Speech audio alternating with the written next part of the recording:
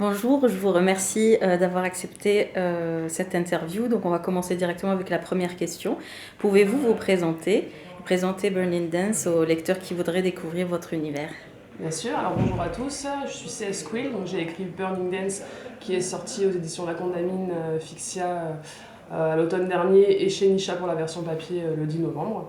Donc pour l'instant c'est mon seul livre qui a été publié. Donc, Burning Dance c'est l'histoire de Sin, donc c'est une jeune femme qui arrive sur San Francisco pour un concours de danse et avec un lourd passé, beaucoup de promesses à tenir, beaucoup de secrets. Donc c'est un petit peu tout ça qu'on va voir à l'intérieur de ce livre-là. Et sa rencontre avec Jolan, du coup, des garçons qu'elle va rencontrer pendant son périple. Voilà, je vous en dis pas plus. Comment est né le projet Burning Dance? Alors vraiment un peu par hasard. Donc j'ai commencé l'écriture sur Fixia. Je tournais un petit peu autour de cette plateforme depuis quelques mois. J'osais pas vraiment me lancer parce que je me posais plein de questions sur la plateforme, même sur moi, hein, c'était un petit peu difficile de sauter le pas.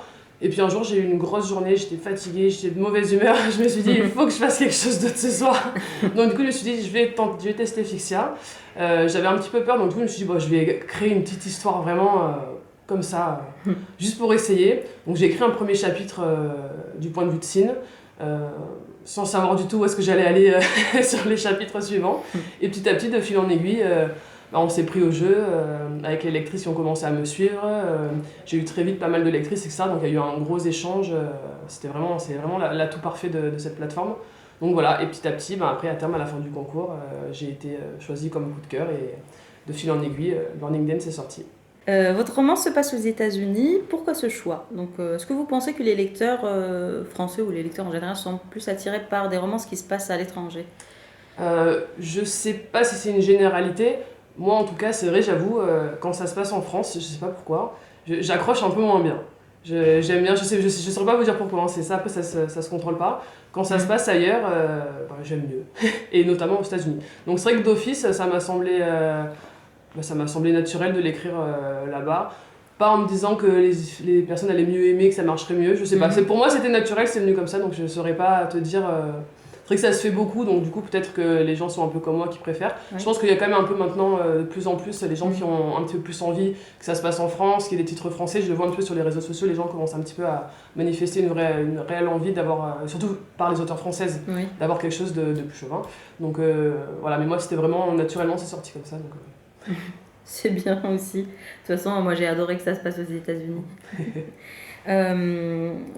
Avant-dernière question, écrire de la romance a-t-il été un choix de genre évident ou c'était plutôt quelque chose que vous nourrissiez depuis très longtemps?